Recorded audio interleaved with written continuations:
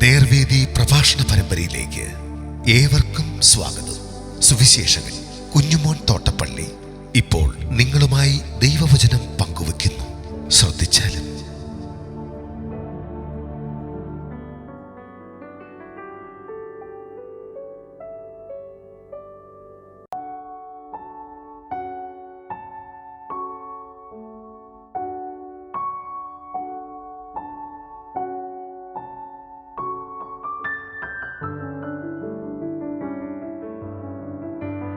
സെഖരിയാ പ്രവചനം 8-ാം അധ്യായം. ഞാൻ വായിക്കുന്നത് ശ്രദ്ധിച്ചാലും. സൈന്യങ്ങളുടെ യഹോവയുടെ അരുളപ്പാട് എനിക്കുണ്ടായതെന്തെന്നാൽ, സൈന്യങ്ങളുടെ യഹോവ ഇപ്രകാരം അരുളി ചെയ്യുന്നു: ഞാൻ മഹാതീഷ്ണതയോടെ സിയോനു വേണ്ടി എരിയുന്നു, ഞാൻ അതിനുവേണ്ടി മഹാക്രോധത്തോടെ എരിയുന്നു. യഹോവ ഇപ്രകാരം അരുളി ചെയ്യുന്നു: ഞാൻ സിയോനിലേക്ക് മടങ്ങി വന്ന് യെരൂശലേമിന്റെ മധ്യേ വസിക്കും. യെരൂശലേമിന് സത്യനഗരമെന്നും സൈന്യങ്ങളുടെ യഹോവയുടെ പർവ്വതത്തിന് വിശുദ്ധ പർവ്വതമെന്നും പേർ പറയും. സൈന്യങ്ങളുടെ യഹോവ ഇപ്രകാരം അരുളി ചെയ്യുന്നു: ഇനിയും യെരൂശലേമിന്റെ വീഥികളിൽ വൃദ്ധമാരും ഇരിക്കും. വാർദ്ധക്യ നിമിത്തം ഓരോരുത്തൻ കയ്യിൽ വടിപിടിക്കും. നഗരത്തിന്റെ വീഥികൾ ആൺകുട്ടികളെയും പെൺകുട്ടികളെയും കൊണ്ട് നിറഞ്ഞിരിക്കും. അവർ അതിന്റെ വീഥികളിൽ കളിച്ചുകൊണ്ടിരിക്കും. സൈന്യങ്ങളുടെ യഹോവ ഇപ്രകാരം അരുളി ചെയ്യുന്നു: താൻ ഈ കാലത്തിൽ ഈ ജനത്തിന്റെ ശേഷിപ്പുള്ളവർക്ക് അതിശയമായി തോന്നുന്നുവെങ്കിൽ എനിക്കും അതിശയമായി തോന്നുമോ എന്ന് സൈന്യങ്ങളുടെ യഹോവയുടെ അരുളപ്പാട്. സൈന്യങ്ങളുടെ യഹോവ ഇപ്രകാരം അരുളി ചെയ്യുന്നു: ഞാൻ എന്റെ ജനത്തെ ഉദയദേശത്തു നിന്നും അസ്തമയ ദേശത്തു നിന്ന് രക്ഷിക്കും. ഞാൻ അവരെ കൊണ്ടുവരും. അവർ യെരൂശലേമിൽ പാർക്കും. സത്യത്തിലും നീതിയിലും അവർ എനിക്ക് ജനമായും ഞാൻ അവർക്ക് ദൈവമായും ഇരിക്കും. സൈന്യങ്ങളുടെ യഹോവ ഇപ്രകാരം അരുളി ചെയ്യുന്നു: സൈന്യങ്ങളുടെ യഹോവയുടെ ആലയമായ മന്ദിരം പണിയേണ്ടതിന് അടിസ്ഥാനമിട്ട നാളിൽ ഉണ്ടായിരുന്ന പ്രവാചകന്മാരുടെ വായിൽ നിന്ന് ഈ വചനങ്ങളെ ഈ കാലത്ത് കേൾക്കുന്നവരെ ധൈര്യപ്പെടുവീൻ. ഈ കാലത്തിന് മുൻപേ മനുഷ്യന് കൂലിയില്ല, മൃഗത്തിന് കൂലിയില്ല, പോക്കുവരത്ത് ചെയ്യുന്നവന് വൈരനിമിത്തം സമാധാനവുമില്ല. ഞാൻ സകല മനുഷ്യരെയും തമ്മിൽ വിരോധമാക്കിയിരുന്നു. ഇപ്പോഴോ ഞാൻ ഈ ജനത്തിന്റെ ശേഷിപ്പുള്ളവരോട് മുമ്പിലത്തെ കാലത്തെന്ന പോലെ അല്ല എന്ന് സൈന്യങ്ങളുടെ യഹോവയുടെ അരുളപ്പാട്.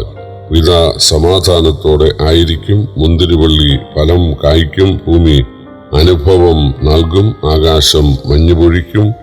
ഈ ജനത്തിന്റെ ശേഷിപ്പുള്ളവർക്ക് ഞാൻ ഇവയൊക്കെയും അവകാശമായി കൊടുക്കും. യഹൂദാഗ്രഹവും ഇസ്രായേൽ ഗൃഹവുമായുള്ളവരെ, നിങ്ങൾ ജാതികളുടെ ഇടയിൽ ശാപമായിരുന്നതുപോലെ ഞാൻ നിങ്ങളെ രക്ഷിച്ചിട്ട് നിങ്ങൾ അനുഗ്രഹമായി തീരും. നിങ്ങൾ ഭയപ്പെടാതെ ധൈര്യമായിരിപ്പീൻ. സൈന്യങ്ങളുടെ ഇപ്രകാരം അരുളി ചെയ്യുന്നു: നിങ്ങളുടെ പിതാക്കന്മാർ എന്നെ കോപിച്ചപ്പോൾ ഞാൻ നിങ്ങൾക്ക് തിന്മ വരുത്തുവാൻ വിചാരിക്കുകയും അനുതപിക്കാതിരിക്കുകയും ചെയ്തതുപോലെ ഞാൻ ഈ കാലത്ത് യെരൂശലേമിനും യഹൂദാഗ്രഹത്തിനും വീണ്ടും നന്മ വരുത്തുവാൻ വിചാരിക്കുന്നു. നിങ്ങൾ ഭയപ്പെടേണ്ട എന്ന് സൈന്യങ്ങളുടെ യഹോവ അരുളി ചെയ്യുന്നു. നിങ്ങൾ ചെയ്യേണ്ടുന്ന കാര്യങ്ങൾ ഇവയാണ്: ഓരോരുത്തരും താന്താന്റെ കൂട്ടുകാരനോട് സത്യം പറവീൻ. നിങ്ങളുടെ ഗോപുരങ്ങളിൽ നേരോടും സമാധാനത്തോടും കൂടെ ന്യായപാലനം ചെയ്യുവീൻ.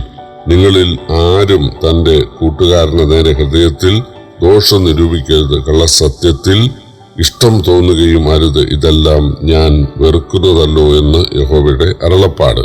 സൈന്യങ്ങളുടെ യഹോവയുടെ അരുളപ്പാട് എനിക്കുണ്ടായതെന്തെന്നാൽ, സൈന്യങ്ങളുടെ യഹോവ ഇപ്രകാരം അരുളി ചെയ്യുന്നു: 4-ാം മാസത്തെ ഉപവാസവും 5-ാം മാസത്തെ ഉപവാസവും 7-ാം മാസത്തെ ഉപവാസവും 10-ാം മാസത്തെ ഉപവാസവും യഹൂദാഗ്രഹത്തിന് ആനന്ദവും സന്തോഷവും പ്രമോദവും ഉള്ള ഉത്സവങ്ങളും ആയിരിക്കണം. അതുകൊണ്ട് സത്യവും സമാധാനവും ഇഷ്ടപ്പെടുവീൻ. സൈന്യങ്ങളുടെ യഹോവ ഇപ്രകാരം അരുളി ചെയ്യുന്നു: ഇനി ജാതികളും അനേക പട്ടണങ്ങളിലെ നിവാസികളും വരുവാൻ ഇടയാകും. ഒരു പട്ടണത്തിലെ നിവാസികൾ മറ്റൊന്നിലേക്ക് ചെന്ന്, വരുവിൻ, നമുക്ക് യഹോവയെ പ്രസാദിപ്പിക്കേണ്ടതിന് സൈന്യങ്ങളുടെ യഹോവയെ അന്വേഷിക്കേണ്ടതിനും പോകാം, ഞാനും പോരുന്നു എന്ന് പറയും. അങ്ങനെ അനേക ജാതികളും ബഹുവംശങ്ങളും യെരൂശലേമിൽ സൈന്യങ്ങളെ യഹോവയെ അന്വേഷിപ്പാനും യഹോവയെ പ്രസാദിപ്പിപ്പാനും വരും. സൈന്യങ്ങളുടെ യഹോവ ഇപ്രകാരം അരുളി ചെയ്യുന്നു: ആ കാലത്ത് ജാതികളുടെ സകല ഭാഷകളിൽ നിന്ന് 10 പേർ ഒരു യഹൂദന്റെ വസ്ത്രാഗ്രം പിടിച്ച്, ദൈവം നിങ്ങളോടുകൂടെ ഉണ്ടെന്ന് ഞങ്ങൾ കേട്ടിരിക്കയാൽ ഞങ്ങളും നിങ്ങളോടുകൂടെ പോരുന്നു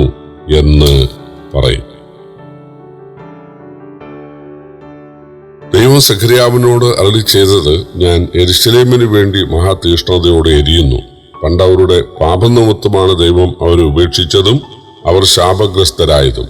അവർ പ്രവാസം മൂലം അനുതപിച്ച് ദൈവം അവരെ മടക്കി വരുത്തി അവരെ മാനിക്കുവാനും ഉയർത്തുവാനുമാണ് ഇപ്പോൾ ദൈവം ആഗ്രഹിക്കുന്നത്. അതിന് അവരുടെ ഭാഗത്തു നിന്നും ദൈവം പ്രതീക്ഷിക്കുന്നത് വചനത്തെ അനുസരിക്കുക എന്നുള്ളതാണ്. അവർ വചനത്തെ അനുസരിക്കുന്ന പക്ഷം യെരൂശലേം പട്ടണങ്ങളിൽ വൃദ്ധർ തെരുവീഥികളിൽ വടികുത്തിയെങ്കിലും നടക്കാനിടയാകും. മുൻപ് വൃദ്ധർ അവിടെ ഇല്ലായിരുന്നു. യുദ്ധകാലത്ത് വൃദ്ധർ വെളിയിൽ ഇറങ്ങാറില്ലല്ലോ.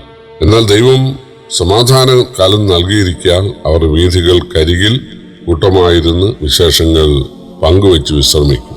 ആൺകുട്ടികളും പെൺകുട്ടികളും വീഥികളിൽ കളിക്കാനിടയാകും. അവർക്കും ആരെയും ഭയപ്പെടേണ്ടതായിട്ടില്ല. ഇതൊക്കെ കാണാനാണ് ദൈവം ആഗ്രഹിക്കുന്നത്. ഇസ്രായേൽ വചനത്തെ ഉപേക്ഷിച്ചതുകൊണ്ട് മാത്രമാണ് ദൈവവും അവരെ ഉപേക്ഷിച്ചത്.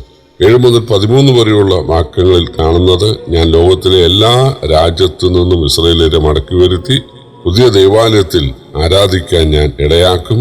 അവർ കൃഷി ചെയ്യും. ഞാൻ അവർക്ക് നല്ല കാലാവസ്ഥ നൽകും.